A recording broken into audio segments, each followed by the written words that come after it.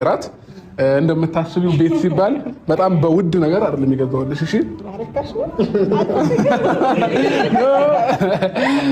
እሺ፣ ለማንኛውም ልንገርሽ፣ ከዚህ በፊት ለጋሽዬ ቤት ገዝቼለት ነበረ።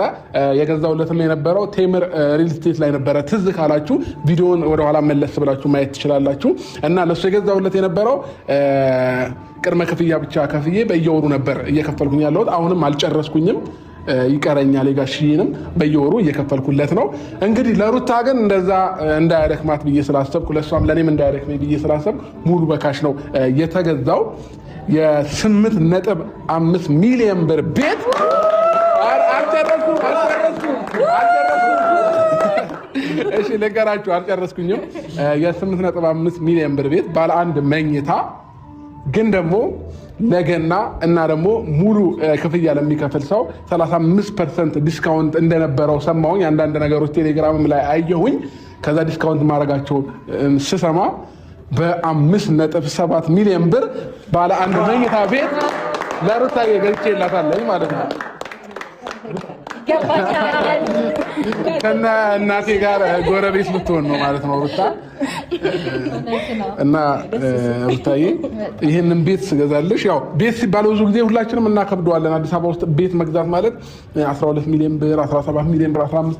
እኔ ራሴ ለመግዛት ባለ 3 መኝታ እኔና ሩታ አብረን በምንኖር ሰዓት ብዙ ነገር አስብ ነበር እና በጣም ውድ አረጌ ነበር አእምሮዬ ላይ የምስለው ማለት ነው። እና በቀላል መንገድ እንደዚህ መግዛት እንደሚቻል አላወቅኩኝም ነበረ። የምሬን ስነግራችሁ ባለ አንድ መኝታ ከ8 ሚሊዮን ብር በታች የለም አዲስ አበባ ውስጥ፣ ወይንም ወደ ውስጥ ገባ ብሎ ምናምን ነገር ነው። እና ይሄ ግን የምንም ወደ ውስጥ ገባ ሳይል ቦታውን እያንዳንዱን ነገር የሚነግራችሁን ሰው አዘጋጅቼላችኋለሁ።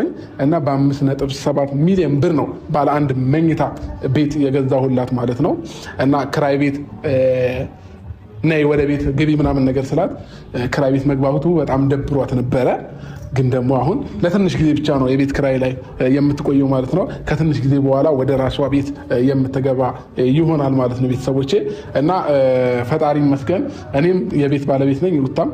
እኔም ከዚህ በፊት ሌላ ሪል ስቴት ላይ ገዝቼ ነበረ።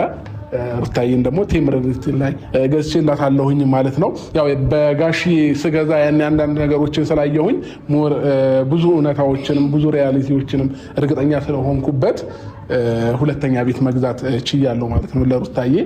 እና ቴምር ሪል ስቴቶችን ከልብ ነው የምናመሰግነው።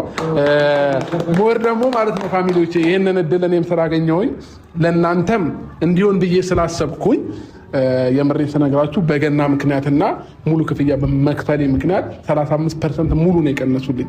የ8.5 35